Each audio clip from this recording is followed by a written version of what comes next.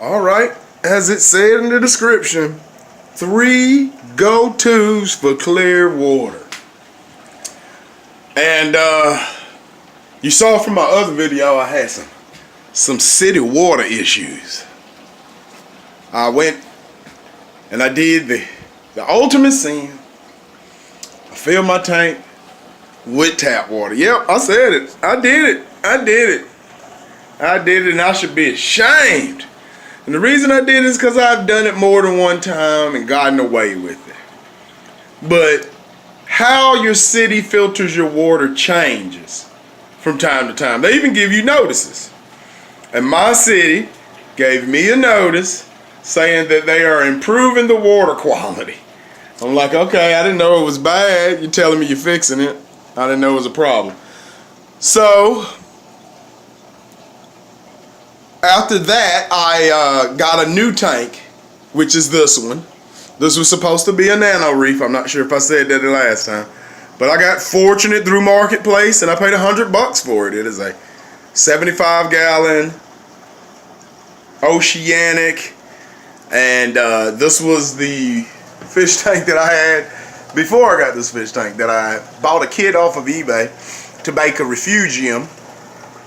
And so that's what I did. So I digress. To get to where I'm going, I had cloudy water. And if you go back and look at the other video, I've never seen water as cloudy as the water that I had. I'm for real. I'm gonna look you dead in your eyes. That's the worst water I've ever seen. It looked like a pond, but it was in a glass box. But it looked like a pond. There are ponds that are like, we look better than your tank, bruh. So let me flip it back around. So anyway, the water was so cloudy I couldn't see anything. Like that little shell right there, no way you could see it. Only thing I could see were snails, the clownfish when it got close, and I really felt bad. So I went and I did these 3 things. One is that I changed out all the water. Yep, since we're talking about water, the first thing you need to do is just don't use city water. Don't do it. Don't do it. I did it and I was wrong. I'm ashamed. But you don't have to do it. You can learn from my mistake. Please don't do it. It has so many heavy metals, chlorine, chloraminants, and ammonias and all kind of stuff.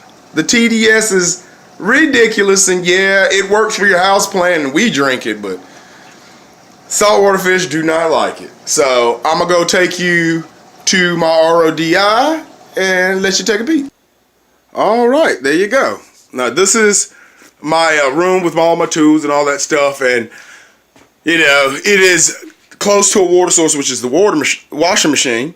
So I'll run a hose from there to up and around, and bam, this is my system. I gotta stand back to get it in. Now I think it's like the ultimate. I get 0 TDS almost all the time. I have a sediment filter at the beginning, a sediment filter in the middle, and a sediment filter right there on the RO part of it, a small one, and then another sediment filter on the way out, along with 2 canisters of DI and 4 canisters of carbon. So I mean, it did not come out at 0 TDS at the beginning. I mean, I ran quite a bit of water before it finally hit 0, but once it hit 0, it just stayed there. And I've been doing pretty good with that. So when I bought this RODI unit, and I paid $100 for this. I paid as much for this as I did my tank. But it came with extra filters. See the extra filters on top? It came with extra media, and a lot of those are replaceable kind. Like you can empty out what's in it and put new in. So I'm glad to get a couple of those. There's one more back here that's brand new. Yeah, more DI. So I for $100 I got 2 TDS meters, 2, well really 1 RODI. I guess someone paid the money and bought reef supplies, which there's nothing wrong with that. Someone got that one and he bought another tank and it had another RO with it, which was, if any of you work in the service industry, you'll recognize this. That's the That's usually for like your drinking water, your coffee water. If you eat in a restaurant and you're like, man, I don't want your dirty water. A lot of times, a lot of restaurants have something like this in the back. And there'll be no media, but there'll be plenty of carbon and a sediment filter, and your water tastes good. But anyway, so I got that for $100 and a half a 5-gallon bucket of salt, and I immediately changed a ton of water. A ton of water. So that'd be the first step to clear water. Is not to have all these heavy sediments and deposits and things that don't exist in the ocean normally all up in your fish tank. And last but not least, the next thing you need to do, other than like, you know, an actual filter, that's just the sock. This is just a LED pink grow light for my Mikado, or whatever you'd say. But the wall for the kit starts here. And you see how tall the tank is. And I wanted more water volume. So I built the carbon, well, one of the bags failed, but I built the carbon wall. Now, despite what some people say, carbon will clear your water up a little bit. If you got clear water and you want it crystal, carbon will help you get there. It always has for me. I'm not sure how long it lasts. People argue on how long to leave it in your tank, how often you should change it. I don't know what to say.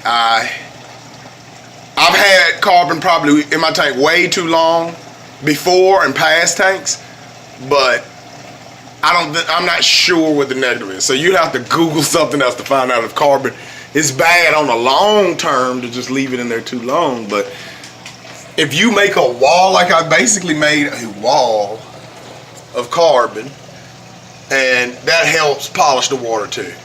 And then I also purchased this. And that is what you think it is. That is one of the cheapest UV sterilizers I have ever seen in my life. One of the cheapest ones. You can get them on eBay. I think I paid $11. And it was probably the biggest, most drastic change. Because when I got the carbon before I got this, and the carbon cleared it up a little. I had the RO before I had the carbon, and that cleared it up a little.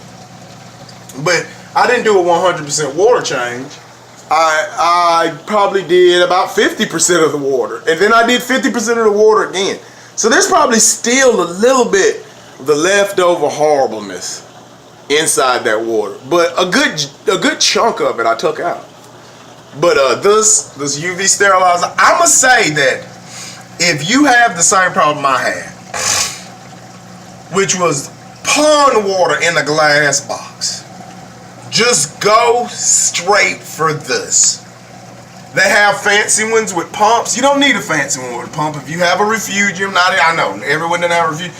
Those new Tidal things, if you get a small one, the tile skimmer hang on back. I honestly think the small version of that, which is like 9 watts, would fit in the back of certain hang on back systems. But it takes 13 watts. It takes forever to get from China. You could pay $2 more to get it real quick. I did not. So the first thing I got was water. It cleared it up. The second thing I got was carbon. It cleared it a little more. But it never got clear as I wanted. And this is what took it over the edge. I turned this on during the day. And I turned it off at night. And it took about a week. But from the very moment you put it in, you come back 4 or 5 hours later and you're like, you will think that it's a little clearer.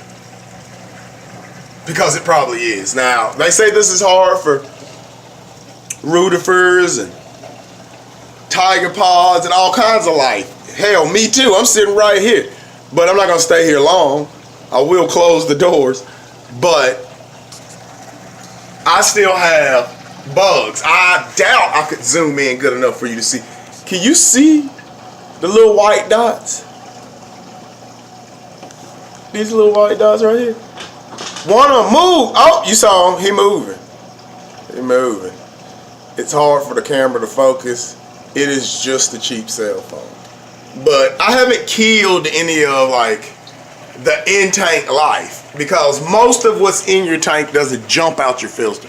My filter only skims. It doesn't have any holes in the bottom, which I'm cool with. When I turn my pump off, only a certain amount of water is gonna come down into my drain. I don't have a real low stand pipe. I think Dorset pipe is what it came with.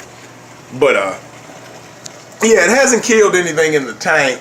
It hasn't killed my algae, but also the light doesn't really go through the wall.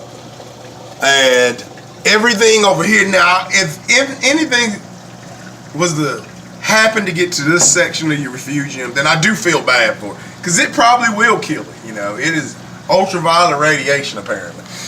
But I guess a positive is the scatter light from like this doesn't grow a lot of algae, because the algae can't reproduce because it's being UV sterilized. So at least my pump and all my stuff will stay clean. I'll turn my little pink light on for a second. Pink light, I believe is. Maybe it's purple. I'm not sure. It looks pink to me, but that's a simple little cheap light that I got from Walmart. I think it cost $5. And that's what I'm using to grow that. And I also ordered that off of eBay, and it was about as big as my finger and as slender as my finger, with about 4 drops of water in a little bag. And I was for sure that wasn't gonna make it, but it's fluffed up to, I don't know, the size of like a small fist. So that's good. I have one of those large snails. I'm gonna have corals. I have 0 now, but I figured it'd be best to just put him down here. He'll help clean it up. There will be tons of algae. You can see the little peck mark. There'll be plenty of algae for him to eat down here. There's not a lot of competition, so that's a way to keep the refugium a little clean. I don't know, I might get some other microalgae and put it back there in that corner right there. Maybe I will, maybe I won't, I don't know. But go ahead and cut this off. I don't keep that on during the day. That is the, I guess, the cycle, time cycle in a way. It will keep your pH up, because this will be growing while everything in there is asleep, even though there's nothing in there. There's nothing in there. It's just the clownfish, sand, 2 or 3 different types of snails, 6 or 7 hermit crabs, an emerald crab that is yet to show its face, but that's kind of how emerald crabs do, and a bunch of frag discs with nothing on them from when I used to have a tank before. So that is little frags that have dead coral that have died many years ago. And yeah, that's what I'm working with now. So that's a big change from the last video. If you just go back and check that other video and look at that horrible water. The things that I did to get from there to here were carbon, RODI, UV sterilizer. And if I was to choose which one had the biggest impact on the color, I would choose the UV sterilizer. RODI is very important, don't get me wrong, but as far as getting your water clear, when it's already gone wrong, when everything's gone wrong, the UV sterilizer does it. I mean, there is a reason they use them in public aquariums and on large scale fisheries. There's a reason they use UV sterilizers. They work good. And right now my light setup might look bright, but it is not. It's not bright at all. It's decent because the water's real clear. It is a eBay 20-something inch LED. And the LEDs look exactly like the LEDs inside those square black box lights. They look just like that, except there's no fan. And they're doing pretty good. I've had them for 6 or 7 months now. And I had them nestled in between 2 power compacts. And power compacts are nice and hot. And I haven't lost 1 bulb yet. I'll go ahead and blind me and you, but I haven't lost 1 bulb yet, so I'm not mad at it. But this is just another light that I have to take some of the piercing royal blue out of it, because this is blue that'll make your clownfish turn black and tennis balls glow, and shirts that are like peach turn bright orange. You know, it makes that glowing effect, but there's no corals, and for viewing purposes, that little cheap Walmart light takes away some of the extreme blue intensity. So for now, I think it's good. I think my clownfish is doing okay. I think he's a false Petrula. I don't know how to say that. The reason I say that is I looked up as many clownfish as I could, and he looks like a regular clownfish, but he doesn't have any stripes on his lines. Like if you looked and saw it in person with your eye instead on my horrible camera, you would see that it's not really any lines. It's just white to orange. And that's what it looks like to the naked eye. It goes from white to orange. And they say that's a false macrula. I don't know, but I've had that fish for a while.